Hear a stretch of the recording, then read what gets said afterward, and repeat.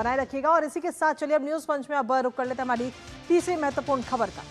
खालिस्तानी आतंकवादियों से जुड़े संगठनों को कनाडा समेत अन्य देशों से पैसे मिलने के भारत के आरोप पर अब खुद कनाडा सरकार ने ही मोहर लगा दी है।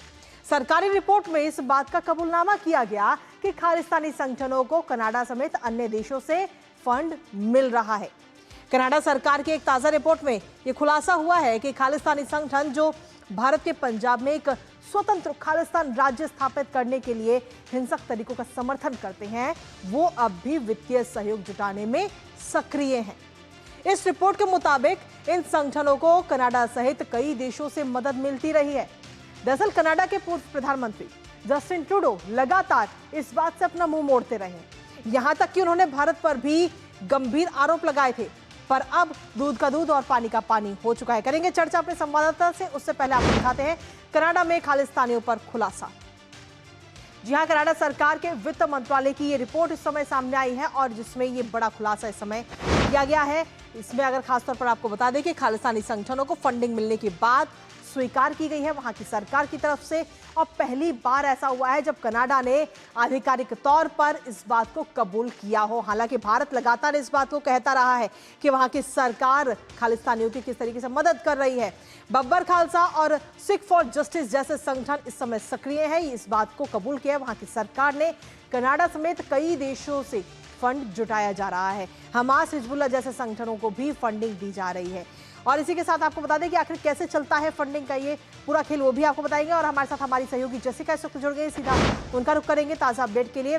जेसिका, अगर हम देखें तो भारत की तरफ से तो लगातार इस बात को कहा गया है कि वहाँ की सरकार जो है वो पूरी तरह से समर्थन करती है खालिस्तानियों का, लेकिन कभी भी इससे पहले जस्टिन ट्रूडो ने इस बात को स्वीकार नहीं किया है, हमेशा मुंह फेरते हुए नजर आए, उल्टा भारत के ऊपर ही कई गंभीर आरोप भी लगाए। लेकिन अब वहाँ की सरकार ही इस बात को कबूल भी कर रही है।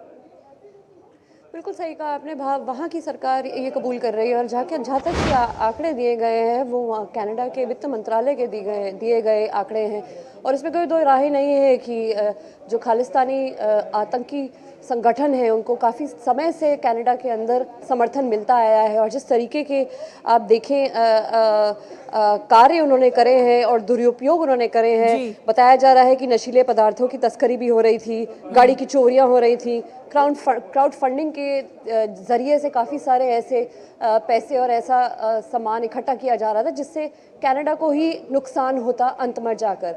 देखिए, हर देश अपनी अर्थव्यवस्था देखना चाहता है, अपना एक इकोनॉमिक एडवांटेज देखना चाहता है। अगर आप आतंकी संगठनों को अपने घर में जगह देंगे तो यहाँ ना ही ट्रेड हो पाता है, ना ही इकोनॉमिक एक्टिविटी बढ़ पाती है। इन सब चीज़ों को देखते ही कनाडा के वित्त मंत्रालय ने इस बार ये जो नंबर्स आप देख रहे हैं वो जारी करे हैं। इससे पहले भी मार्क कार्नी की सरकार, आपने बताया जस्टिन ट्रूडो के समय पर ये काफ़ी मुश्किल होता था भारत को कनाडा से दर्शाना कि देखिए आतंकी हमलों की वजह से, आतंकी क्राउड फंडिंग की वजह से ये सब समस्याएं खड़ी हो रही हैं जी। पर मार्क कार्नी के आने के बाद ये सब चीज़ें थोड़ी हमने देखा है इस तरफ आगे बढ़ती हुई।